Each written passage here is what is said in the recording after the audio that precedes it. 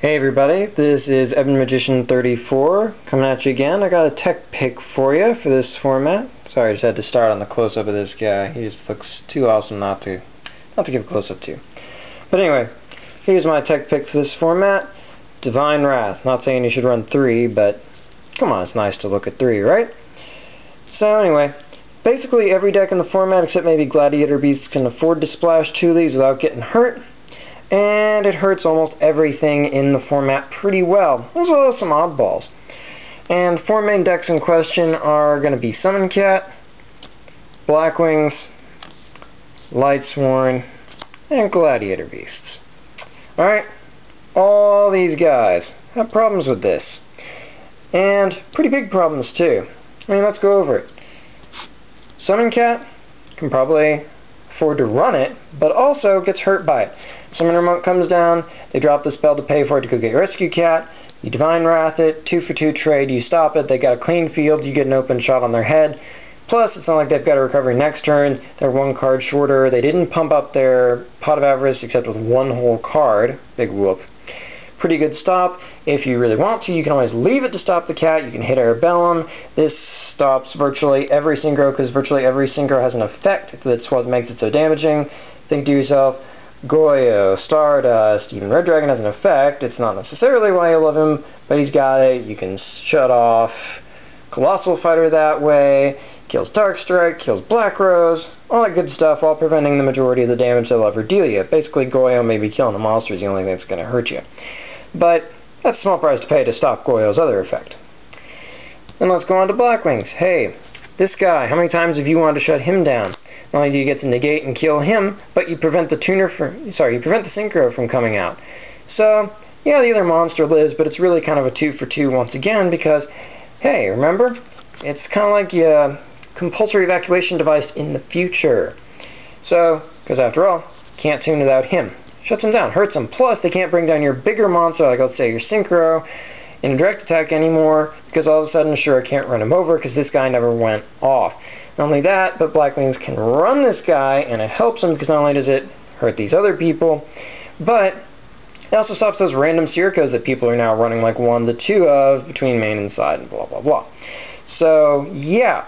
Hurts Sirocco, prevents him from, you nearly killed him, but they had to get another turn. Now, bam, they Sirocco, he's like 5,000 something, 6,000 something, and just runs the crap over somebody. It's bad for you. This stops it. Can work on Shura, but obviously not your primary target. Oh, also stops Kalut.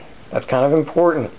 Same reason it's good against Honest. And another great thing about both those guys is, when they get negated that way, they're not going to come back to haunt you with like another copy, spell speed 3, it's over. If they don't solemn you, tough.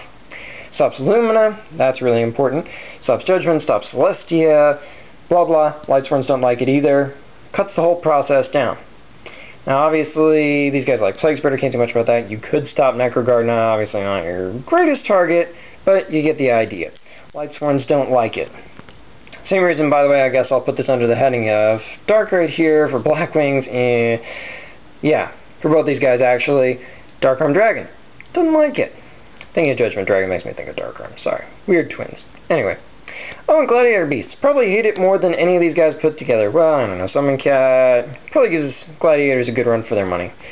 I just thought Heraclanus was a cool avatar for him. I'm not saying he's the one you're going to use it against, although it does work to stop him. Spell speed 3 versus his effect, not spell speed 3. Shuts him down, kills him. No arguments from this guy. But anyway, stops Gyzaris. That's a 2 for 2 because they put 2 into their Gyzaris to contact fuse him. He tries to pop stuff. You say no. You pay 2 cards to stop those 2 cards. Test Tiger tags out, 2 cards. Test Tiger and the Glad they sent back in, that's 2 cards. You negate and destroy whatever they bring out for 2 cards. Same thing goes for whenever they tag. Okay, not 2 for 2. But still very effective because you can either stop the guy who's tagging to go back into the deck, so now, oh, good deal. I stopped the guy who tagged out, I killed him, he's not coming back in some future tag. Or if you prefer, you can wait for the guy they tagged for. The guy who's tagging out goes back into the deck, no problems, deal with him later. The guy who comes out, who may be scarier for you anyway, comes in, his effect activates on the tag, then you stop him and kill him. And even though it's a 2 for 1 in that case, still a good deal, because Gladiators don't like having no monsters on the field, and more likely than not, if you stop and kill this, they're not going to have any other monsters. Waboku, they don't want to use it unless they absolutely have to, so that's no good. Obviously, they're not going to use Chariot to shut you down. You get a good opening on them.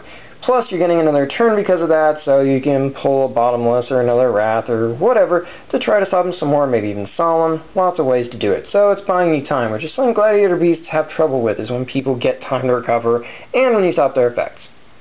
So yeah, I think you got the idea. I think the only one of these decks that might not benefit so much from it, Gladiator Beasts, obviously they got the Chariot. This is redundant. They're not big fans of discarding anyway, so not the greatest. Meanwhile, these guys,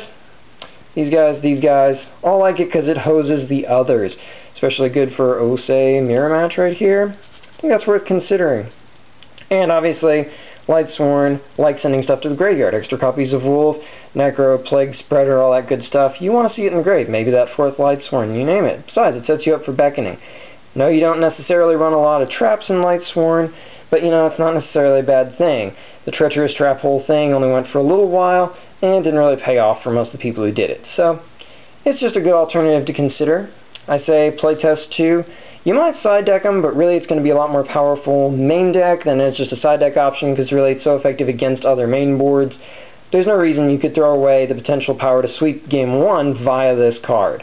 So I'd say try main decking 2, worth a shot. If you're really paranoid, you can do 3. And just as a side note, in the very end also works on stuff like Armageddon Knight, Caius, even Sangan. Yeah, I don't know if I do that, but it kind of feels like a waste, but sometimes you gotta do what you gotta do.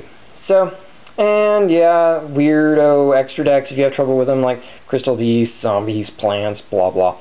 Weirdo decks do show up, might want answers to them. So yeah, there you go. Thanks again, rate, comment, subscribe. Oh, and right in the end, before I forget, gotta give a big shout out to my friends. Pretend this is me, this is him, Kananga, my guy, thanks so much, awesome friend. Go watch his videos, I think I got a link, he's in my subscriptions, check it out, it's worth your time. Alright, thanks, bye.